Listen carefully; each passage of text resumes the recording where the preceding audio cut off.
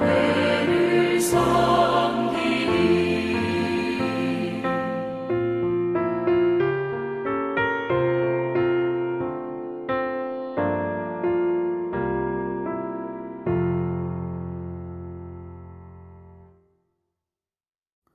요한일서 4장 7절로 15절 말씀 함께 읽도록 합니다. 사랑하는 자들아, 우리가 서로 사랑하자. 사랑은 하나님께 속한 것이니 사랑하는 자마다 하나님으로부터 나서 하나님을 알고, 사랑하지 아니하는 자는 하나님을 알지 못하나니 이는 하나님은 사랑이심이라. 하나님의 사랑이 우리에게 이렇게 나타나신 바 되었으니, 하나님이 자기의 독생자를 세상에 보내심은 그로 말미암아 우리를 살리려 하심이라. 사랑은 여기 있으니 우리가 하나님을 사랑한 것이 아니요 하나님이 우리를 사랑하사 우리 죄를 속하기 위하여 화목제물로 그 아들을 보내셨습니다. 사랑하는 자들아, 하나님이 이같이 우리를 사랑하셨은즉 우리도 서로 사랑하는 것이 마땅하도다. 어느 때나 하나님을 본 사람이 없으되 만일 우리가 서로 사랑하면 하나님이 우리 안에 거하시고 그의 사랑이 우리 안에 온전히 이루어지느니라.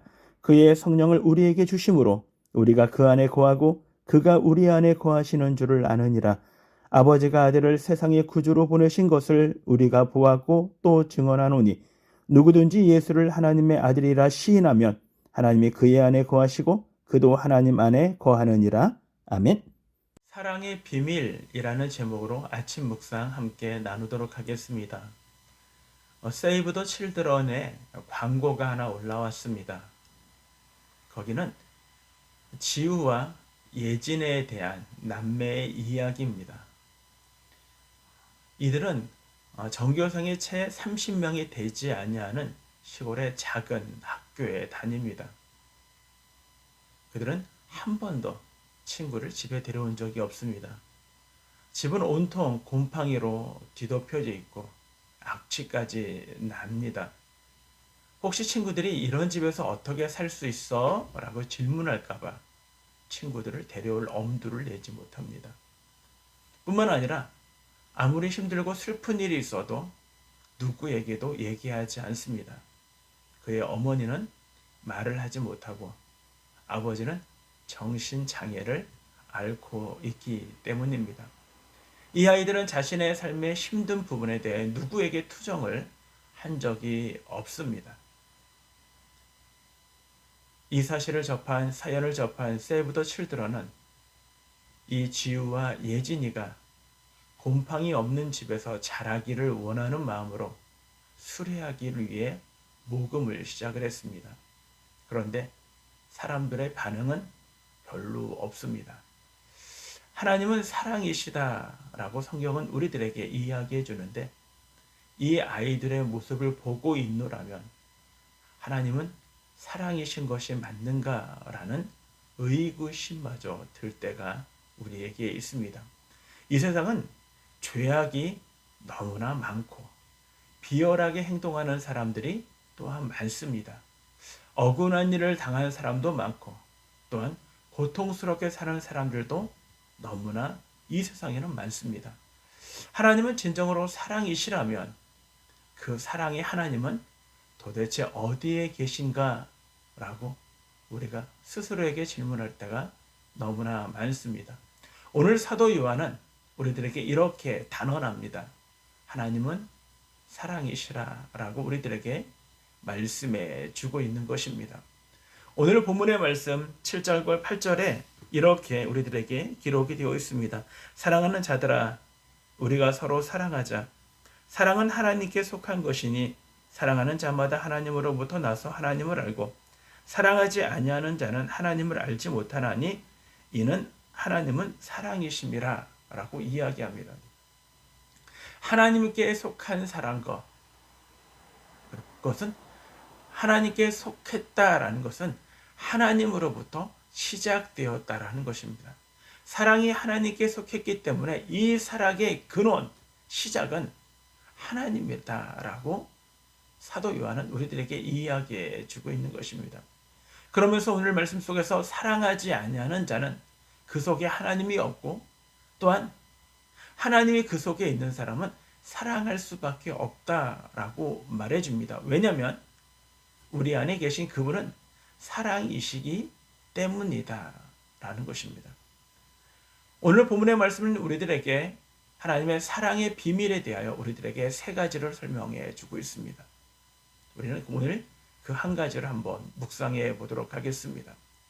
9절과 9절입니다.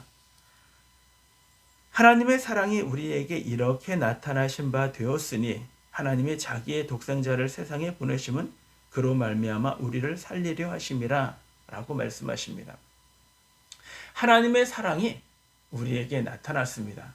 그 사랑이 무엇입니까? 그리스도의 십자가의 사랑이라고 우리들에게 이야기하고 있는 것입니다. 하나님의 사랑이 이렇게 나타났다. 어떻게 나타났습니까?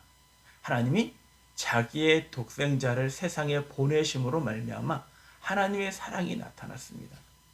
그런데 이 하나님의 사랑이 우리들에게 왜 나타났느냐? 그것은 우리를 살리기 위해서다라고 성경은 우리들에게 이야기해주고 있는 것입니다. 우리를 살리기 위하여 하나님의 사랑이 우리에게 나타냈는데 그 사랑이 바로 예수 그리스도 하나님의 아들을 십자가에 못 박는 사건임을 우리들에게 사도 요한은 말씀해 주고 있는 것입니다. 다시 뒤집어서 생각한다면 예수 그리스도가 십자가에 왜 죽으셨습니까? 그것은 바로 우리를 살리기 위함입니다. 왜 하나님이 이 일들을 하셨습니까? 하나님은 사랑이시기 때문이다 라고 사도 요한은 우리들에게 말씀해 주고 있는 것입니다. 저는 이 말씀을 보면서 구약의 한 인물이 떠오릅니다. 창세기 22장에 등장하는 아브라함입니다. 그 아브라함의 자신이 100세에 얻은 아들, 그 독생자, 그 아들, 외아들을 모리아 산에서 하나님께 제물로 바치려 떠나는 광경을 우리에게 보고 있는 것입니다. 어느 날 하나님이 아브라함을 부르시고 하나님이 내가 아끼는 그 독자 이삭을 내게 바치라 라고 얘기합니다. 각을 떠서 하나님 앞에 번제물로 드리라는 것입니다. 그것도 아버지의 손으로 그 사랑하는 아들을 죽여서 그 몸을 하나님께 번제물로 드려라 라는 것입니다. 아브라함은 이에 순종합니다. 하나님을 향하여 번제물을 드리러 갈 때 하나님은 모든 걸 준비하시고 이렇게 말씀하십니다. 아브라함아, 아브라함아, 네가 아끼는 내 독자 이삭이라도 내게 아낌없이 드리는 것을 내가 알았다라고 얘기합니다. 그게 바로 하나님은 아브라함에게 있어서 그의 독자를 드리는 것을 최고의 사랑, 최고의 헌신, 하나님의 사랑하고 있다는 것을 확인하셨다라고 말씀해 주시고 있는 것입니다. 하나님은 우리를 위하여 하나밖에 없는 예수 그리스도를 우리를 위하여 제물로 주셨습니다. 왜요? 우리를 살리기 위해서라는 것입니다.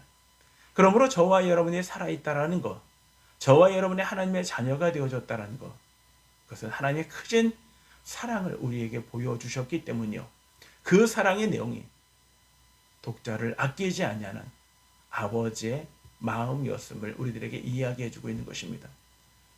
로마서 5장 8절은 우리들에게 이렇게 얘기합니다. 우리가 아직 죄인 되었을 때 예수 그리스도께서 우리를 위하여 죽으심으로 하나님께서 우리에 대한 하나님의 사랑을 확증하셨느니라 라고 우리들에게 말씀해주고 있는 것입니다. 오늘 그 말씀을 오늘 10절은 우리들에게 이렇게 얘기하고 있는 것입니다. 사랑은 여기 있으니 우리가 하나님을 사랑한 것이 아니요 하나님이 우리를 사랑하사 우리 죄를 속하기 위하여 화목제물로 그 아들을 보내셨습니다 라고 말씀하고 있는 것입니다. 우리와 하나님과 우리의 죄악으로 말미암아 막혔던 그 모든 문제를 죄가 없으신 예수 그리스도를 죽으심으로 제물로 영원한 제물이 되어주셔서 예수 그리스도의 보혈을 의지하는 우리 모두가 하나님과 화목하게 하셨다라고 우리들에게 말씀하고 있는 것입니다. 사랑하는 여러분, 오늘 우리가 하나님 앞에서 우리를 먼저 사랑하시고 우리가 하나님을 사랑하기 이전에 우리를 사랑하셨던, 우리가 죄인 되었을 때 우리를 사랑하셨던 그 하나님, 그분의 마음 앞에 우리가 어떻게 삶을 살아가야 하겠습니까? 이제 하나님이 우리를 사랑하신 것이 하나님의 짝사랑이 아니라 하나님, 우리도 하나님을 사랑합니다라고 믿음으로 고백하며 그 하나님의 사랑 앞에 부끄럽지 않냐도록 오늘도 믿음 가운데 우리의 욕망과 의욕심을 억누르고 오직 주의 진리로 주님께 기도함으로 하나님의 거룩한 삶을 시작하시는 우리 신과 함께 모두가 되기를 주님의 이름으로 축원합니다.